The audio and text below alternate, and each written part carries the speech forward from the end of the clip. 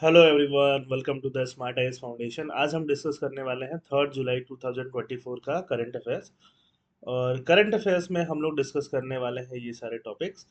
ये इनका अगर आपको पीडीएफ चाहिए तो आपको मिलेगा हमारे टेलीग्राम चैनल पे। ठीक है।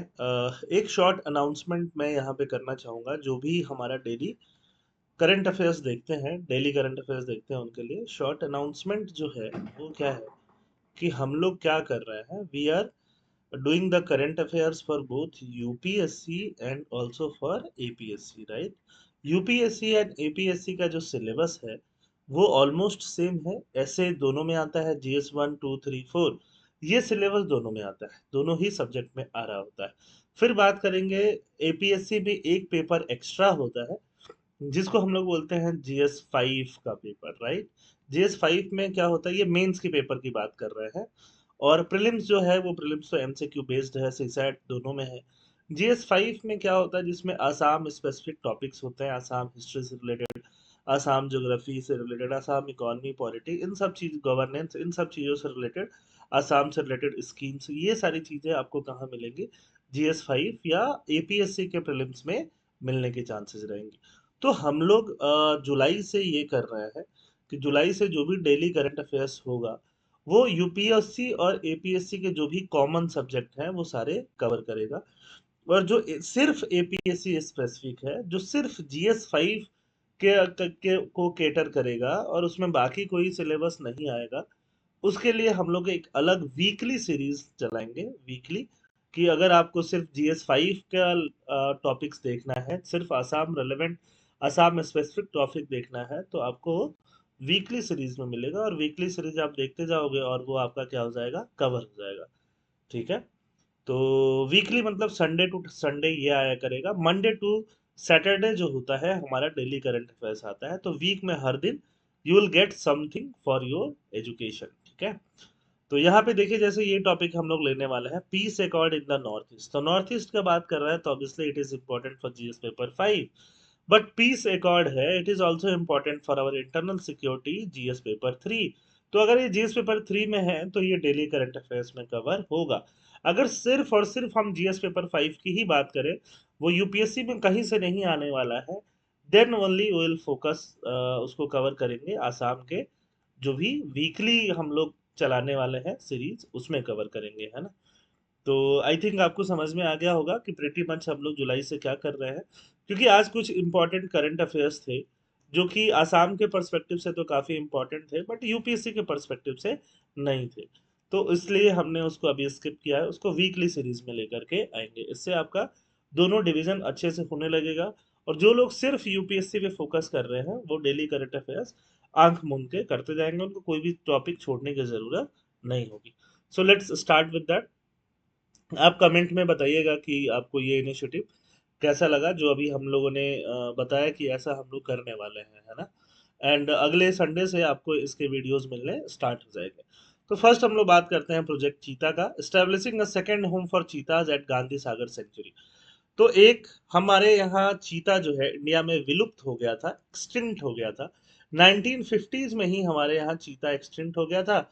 और तो हमने क्या किया, हमने नामीबिया से और जो भी अफ्रीकन कंट्रीज हैं वहां से चीता को इंपोर्ट किया, एक तरह से वहां से बुलाया और अपने यहाँ उनको लाके रखा। कूनो नेशनल पार्क पहला ऐसा नेशनल पार्क बना जहाँ पे हम लोगों ने चीता को इंट्रोड्यूस किया और रखना स्टार्ट किया एज अ प्रोजेक्ट। दूसरा अभी Gandhi Sagar wildlife sanctuary Madhya Pradesh में ही है, as a second home for cheetahs. तो फर्स्ट होम ऑब्वियसली आपको पता था, कूनो नेशनल पार्क था। और सेकंड होम क्या होगा, Gandhi Sagar wildlife century. दोनों के दोनों कहाँ है, मध्य प्रदेश में ही है। दोनों के बारे में आपको जानकारी होनी चाहिए, प्रीलिम्स में दोनों के बारे में पूछा जा सकता है। कूनो नेशनल पार्क कहाँ आएगा, located in the Shivpur district in Madhya Pradesh, near Vindhyan hills. It is named after the Kuno river, one of the main tributaries of the Chambal. ये भी पता है ना, होना चाहिए, that cuts across it. Initially established as a wildlife sanctuary, it was only in 2018 that the government changed its status into a national park. Kuno National Park is home to several cheetahs translocated from Namibia and South Africa. बहुत सारे चीता यहाँ पे रखे गए हैं। अब Gandhi Sagar wildlife century में रखे जाएंगे क्योंकि कूनो नेशनल पार्क में चीता का पॉपुलेशन थोड़ा ज्यादा हो रहा है, उसको वहां पे कम करने की जरूरत है। Over abundance of चीतास causing 25% loss in चीतल प्रे बेस। जो इनका प्रे होता है, प्रे मतलब किसको, जिसको ये खाते हैं, है ना, जैसे मान लो वहां पे कोई भी हिरन वगैरह, डियर वगैरह चीजें हैं, तो उनका वो प्रे बेस धीरे धीरे कम हो रहा है, 25% कम हो रहा है, इसलिए थोड़ा वहां से उनको वहां शिफ्ट करने की जरूरत है। चीता और लेपर्ड में कंपटीशन भी हो रहा है, लेपर्ड लगभग उसी टाइप का होता है, दोनों को खाने पीने का जो प्रे बेस है वो सेम ही है। Need for translocation to maintain ecological equilibrium, ठीक है। तो ये दोनों मैप में देखना बहुत जरूरी है। कूनो नेशनल पार्क मैप में कहाँ पे आता है, मध्य प्रदेश के अंदर। और Gandhi Sagar wildlife century तो एक्चुअली ज्योग्राफिकली बहुत ज्यादा डिस्टेंस इनके अंदर नहीं आता है, बीच में मान लो कि दूसरा स्टेट घुस गया, बट ऐसा कुछ ज्योग्राफिकल बहुत ज्यादा डिस्टेंस नहीं है। Gandhi Sagar wildlife century कहाँ है, situated on the northern boundary of the Mandsaur and Neemuch district in Madhya Pradesh. It lies in the Kathiar Giri dry deciduous forest. It was notified in the year 1974, added to the list of sanctuaries in 1984. River Chambal flows through the sanctuary divided into two parts. River Chambal होके बहती है Gandhi Sagar wildlife century से। Initial enclosure of 64 square kilometre plan किया गया था चीता के introduction के लिए। लेपर्ड को यहाँ से हटाया जा रहा है कि चीता को वहां पे थोड़ा जगह मिल पाए। एक large 3600 kilometre sanctuaries for cheetahs square kilometre की बात हो रही है ना, डेवलप करने की बात हो रही है। 3600 किलोमीटर स्क्वायर किलोमीटर कैसे आएगा, 3600 स्क्वायर किलोमीटर आएगा, 60 × 60 करोगे तो क्या आएगा, 3600। मतलब 60 किलोमीटर से 60 किलोमीटर का जोन चीता के लिए बनाए जाने की बात की जा रही है। प्रे बेस का कंसर्न, लो अनगुलेट डेंसिटी प्रे बेस वहां पे कम होता जाता है। प्रेजेंस ऑफ को predator like sloth beer, striped hyenas, ये लोग भी वही खाते हैं, उन पे ही प्रे करते हैं। प्रे मतलब उनको ही पकड़ते हैं खाने के लिए, जो कि चीता पकड़ेंगे तो फिर कोई फायदा नहीं हो पाता, इसलिए इनको ट्रांसलोकेट करना जरूरी है। टाइम टू टाइम इनका हेल्थ मॉनिटरिंग हो सके, इनका कंजर्वेशन एफर्ट हो सके। Policy and conservation implication, supreme court scrutiny and government accountability following incident at Kuno. Kuno पे कुछ जो है हमारे चीता का डेथ भी हुआ, तो इस वजह से इसको अकाउंटेबिलिटी में रखना और इनको रिलोकेट करना, इनको बैलेंस करना बहुत ज्यादा जरूरी है। Controversial proposal and their implication. Proposal to introduce larger cat to manage leopard activities. Larger cat मतलब टाइगर वाइगर, ये controversial proposal था। Potential risk of increasing human animal conflict and displacing leopard. Leopard को displace करेंगे तो human animal conflict भी बढ़ सकता है। तो ये सारी बातें इंफॉर्मेशन है Gandhi Sagar wildlife century and चीता से रिलेटेड। ये बेसिक इंफॉर्मेशन है, प्री में ज्यादा काम का है, मेंस में आप इनको बस यूज कर सकते हो एज अ, जहाँ पे ह्यूमन एनिमल कन्फ्लिक्ट की बात हो रही है या जहाँ पे बायोलॉजिकल डाइवर्सिटी की बात हो रही है, ऐसी जगहों पे ऐसे क्वेश्चंस में इनको आप यूज कर पाओगे, ठीक है। Second question, second topic for the day, the accountability dilemma. Accountability का डिलेमा की बात हो रही है, ये टॉपिक हमने आसाम आसाम ट्रिब्यून से लिया है। तो जो भी टॉपिक यूपीएससी के लिए इंपॉर्टेंट है या फिर एपीएससी ऐसे जीएस 1 जीएस 2 जीएस 3 जीएस 4 के लिहाज से इंपॉर्टेंट है या फिर प्रीलिम्स के लिहाज से इंपॉर्टेंट है, we are covering those topics in our daily current affairs. GS 5 will be cover separately in a weekly lecture series, ठीक है, वीकली जो यूट्यूब पे ही आएगा, उसको टेंशन लेने की जरूरत नहीं है, keep on watching our YouTube channel. The accountability dilemma क्या बात करता है यहाँ पे, the article explores how power and accountability are intertwined through historical narrative, philosophical insight and contemporary example. ये बहुत ही अच्छा चिन्मय वर्मा का लिखा हुआ, श्री चिन्मय वर्मा का लिखा हुआ ये आर्टिकल है, बहुत ही अच्छा अकाउंटेबिलिटी के बारे में बताता है, जो आप एसेज में यूज कर सकते हो। जीएस पेपर 2 में तो ऑब्वियसली अकाउंटेबिलिटी ही एक मेन टॉपिक होता है, जीएस पेपर 4 एथिक्स में भी ये होता है, तो यहाँ पर डायरेक्टली आप इनके एग्जांपल्स को भर के यूज कर सकते हैं। तो इसमें ये क्या बात करते हैं, the journey of Yudhishthira a character from Indian mythology illustrate the critical relationship between power and accountability. Indian mythology क्योंकि उन्होंने लिखा हुआ है न्यूज़पेपर में, तो हमने वही लिख दिया, ठीक है। His fall from grace due to high stake game of dice. Dice का गेम खेला था उन्होंने, और गेम खेलने के बाद अपना किंगडम लॉस कर दिया, वाइफ भी लूज कर दी। तो इस ये दिखाता है कि एरोगेंस और अथॉरिटी कैसे इररिस्पॉन्सिबल डिसीजन दिलाते हैं, और उसका कॉन्सिक्वेंस कितना खराब होता है। जब आप बड़े पोस्ट पे हो, बड़े ओहदे पे हो, तो आप में एरोगेंस आ जाता है, और अथॉरिटी तो आपके पास है ही, you can take whatever decision you want. और जब आप एरोगेंस से वो डिसीजन लेते हो तो उसका कॉन्सिक्वेंस कितना ग्रेव होता है। This ancient narrative remains relevant today. आज भी ये नैरेटिव जो है वो रेलेवेंट है और अकाउंटेबिलिटी की जरूरत होती है पावर को बिल्ड करने में। Power and accountability in history. Power and accountability have always been intertwined. Concentration of power often lead to desire to evade scrutiny, while accountability serves as a check against abuse. Accountability as a check against abuse use होता है। Indian history का example है, जैसे हम prime minister Indira Gandhi की बात करें। Emergency emergency कैसे लगा? इमरजेंसी के टाइम पे, इमरजेंसी लगने के पहले उनको डर लग रहा था पॉलिटिकल इनस्टेबिलिटी का और इलेक्टोरल माल प्रैक्टिसेस के एक्यूजिशन से। मतलब इलेक्शंस में कुछ धांधली हुई है, जैसे कि आज ईवीएम टेम्परिंग की बात होती है, वैसे उस टाइम पे भी ऐसा एक्यूजिशन लग रहा था। तो उस टाइम पे उन्होंने स्टेट ऑफ इमरजेंसी डिक्लेयर कर दिया। तो एक तरह से वो अकाउंटेबल नहीं रही है ना। The suspension of civil liberty को सस्पेंड कर दिया। प्रेस सेंसर से प्रेस पे सेंसर लगा दिया। अपोजिशन लीडर को बंद कर दिया जेलों में। तो ये बताता है अनअकाउंटेबल पावर कितना डेंजरस होता है। पावर तो था उनके पास बट अकाउंटेबिलिटी नहीं था, क्योंकि इमरजेंसी लग गया था। तो कितना डेंजरस हो सकता है ये बताता है। ये आप एग्जांपल्स में यूज कर सकते हैं। थ्योरीज और में भी वार्निंग्स होती है। मॉन्टेस्क्यू ने डेवलप किया है सेपरेशन ऑफ पावर थ्योरी। तो वो बताते हैं concentration of power in one branch leads to tyranny. मतलब चाहे हम लेजिस्लेचर में सारा पावर दे दें, चाहे एग्जीक्यूटिव में दे दें या जुडिशरी में दे दें, किसी एक में ज्यादा पावर दे देंगे तो इससे क्या आ सकता है? टायरेनी आ सकता है। डॉक्टर अंबेडकर भी बोलता है even a good constitution would fail under bad leadership. अब ये देखो कितना अच्छा, कितने अच्छे कोट्स हैं। आप जीएस2 में यूज करो, पॉलिटी के क्वेश्चंस में यूज करो, एसेज में यूज करो, एथिक्स का क्वेश्चन में यूज करो, है ना। This underscores the importance of accountability in preventing the abuse of power. Modern day example, modern day NEET का स्कैम देख लो। Power without accountability can lead to corruption. Corruption NEET का scam देख लो, जहां लाखों स्टूडेंट का जो फ्यूचर है वो खतरे में दिख रहा है। Karl Kraus famously compared corruption unfavourably to prostitution. Prostitution से भी कंपेयर कर दिया गया है। Transparency is also at risk without accountability. Accountability नहीं होगा तो ट्रांसपेरेंसी भी रिस्क पे आ जाएगा।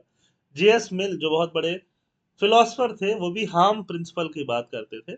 Suggest that personal freedom should be restricted only to prevent harm.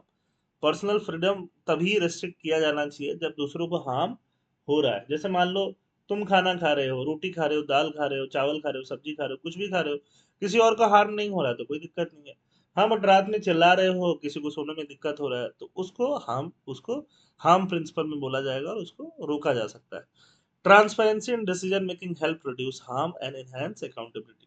अगर डिसीजन मेकिंग में ट्रांसपेरेंसी होगा तो हार्म को कम किया जा सकता है और अकाउंटेबिलिटी को बढ़ाया जा सकता है। Aadhaar project, despite its benefit, faced criticism for lack of transparency, demonstrating the need of accountable governance।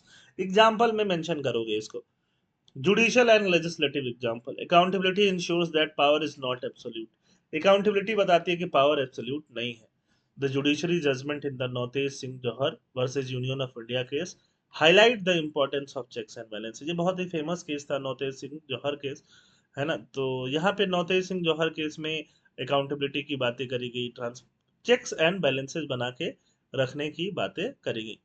Similarly, the implementation of MG Narega was driven by accountability, leading to fair and just policies। MNREGA के बारे में तो मैंने class में भी बहुत बार बताया है, और ऐसे भी अगर आप नए स्टूडेंट हो तो भी मनरेगा का नाम आपने सुना ही होगा, जिसमें डेली वेज लेबरर्स को 100 डेज के लिए जॉब दिया जाता है एटलीस्ट। कितने दिन में? एक साल में। विलेज की बात करें, आरटीआई एक्ट।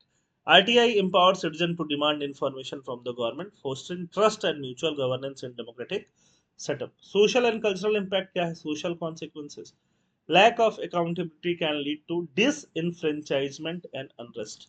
accountability कम होगा तो disenfranchisement बढ़ेगा, मतलब लोग वोट देने नहीं जाएंगे, अनरेस्ट ज्यादा होगा, सिविल मूवमेंट्स होगा, प्रोटेस्ट होने लगेंगे, सिटीजन जो है रूलर्स में ट्रस्ट लूज करने लगेंगे। अन्ना हजारे का एंटी करप्शन कैंपेन हमने देखा है 2013 में, है ना, which led to the formation of जन लोकपाल, जिससे जन लोकपाल बिल आया। कल्चरल इम्पैक्ट क्या होगा? Accountability plays a crucial role in cultural context। cultures that hold leaders accountable for their action tend to have fairer governance system।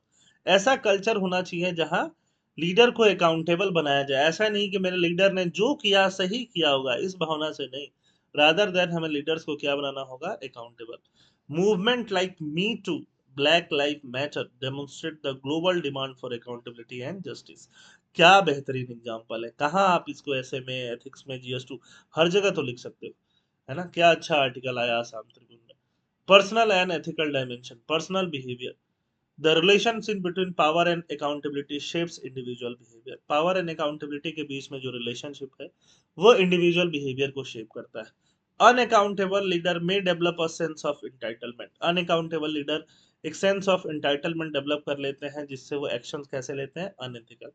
Conversely accountable leader like former president of India doctor Kalam inspire trust and respect through humility and responsibility. वो क्या दिखाते हैं? Humility और responsibility दिखाते हैं। ठीक है, accountable leader से।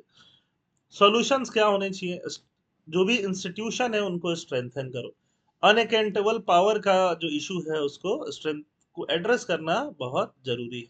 चेक्स एंड बैलेंसेस री करना बहुत जरूरी है, लेजिस्लेचर में, जुडिशरी में एंड एग्जीक्यूटिव में।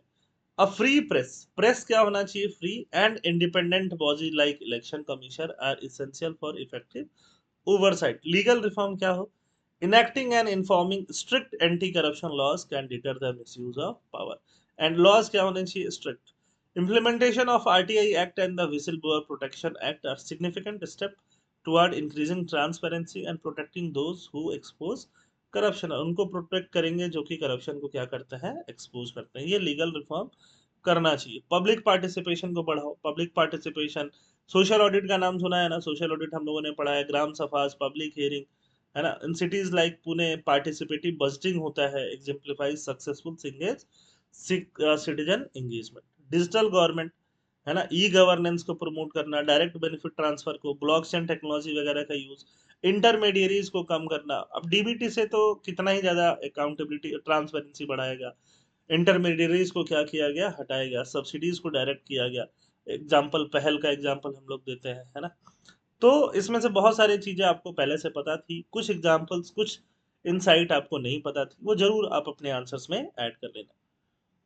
आज लास्ट टॉपिक की तरफ चलते हैं, peace accord in the north east. North east जो है, यहाँ पे 8 स्टेट्स हैं इंडिया में, वहाँ पे बहुत सारे स्टेट्स में टाइम टू टाइम इंसर्जेंसी होती रही है, और इंसर्जेंसी को कम करने के लिए पीस अकॉर्ड्स हुए हैं। तो इस पीस अकॉर्ड्स के बारे में ये बात करता है ये आर्टिकल। और सिर्फ इंसर्जेंसी की वजह से नहीं, कई बार प्रोटेस्ट भी काफी होते रहे हैं किसी किसी स्पेसिफिक ग्रीवियंस को लेके, और पीस अकॉर्ड होते रहे गवर्नमेंट के बीच और बॉडीज के बीच।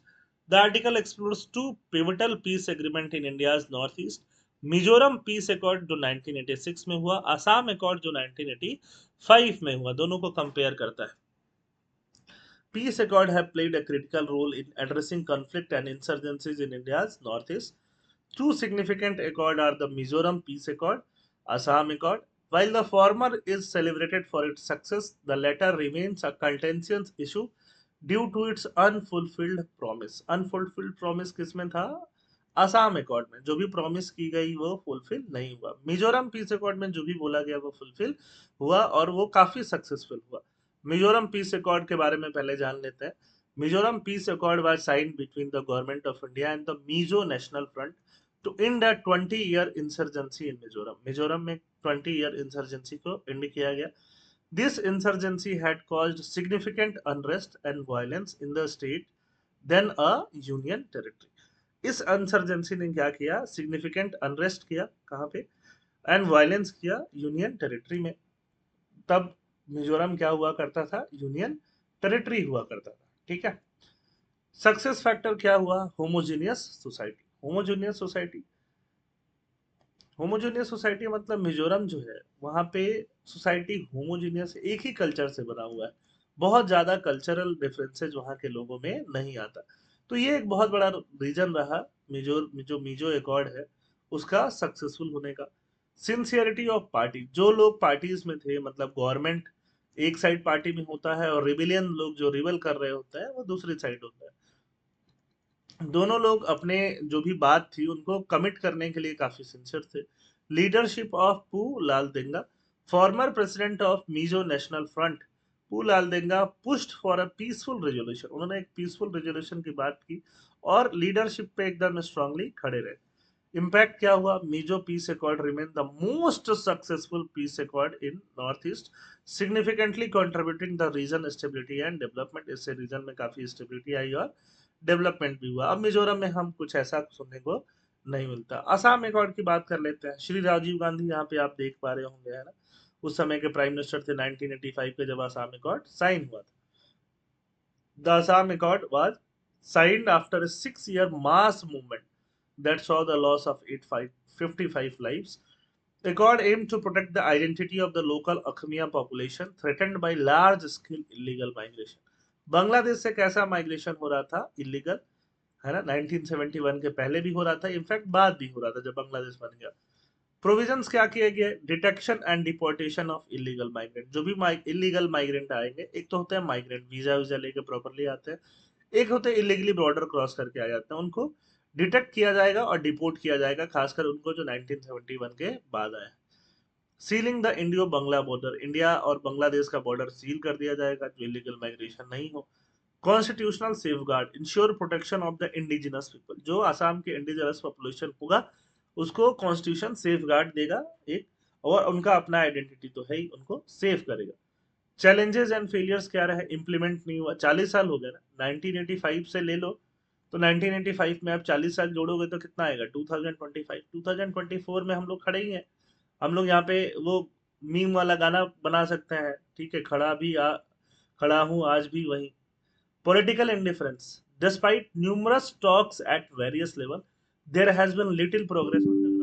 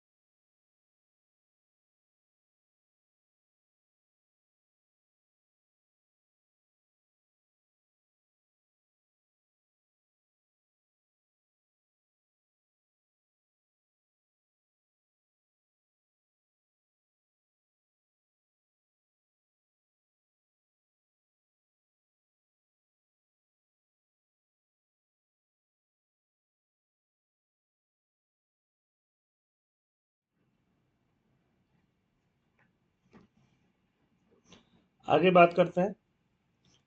तो political indifferences despite numerous talks at various level, there has been little progress on the ground. बहुत सारा talks हुआ बट ग्राउंड पे कोई खास प्रोग्रेस नहीं हुआ।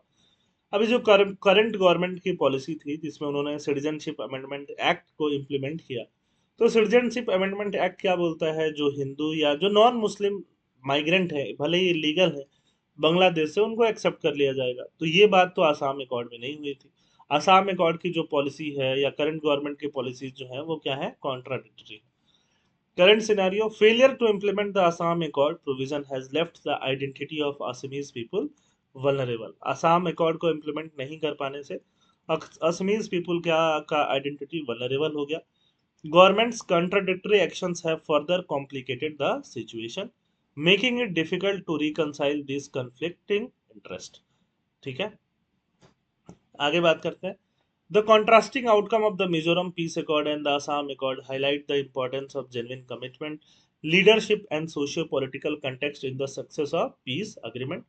Mizoram Accord serves as a model for resolving insurgency, while the Assam Accord underscores the challenge of implementing and sustaining such agreement over the long term. तो दोनों अकॉर्ड में एक तरह से ये कंपैरिजन था।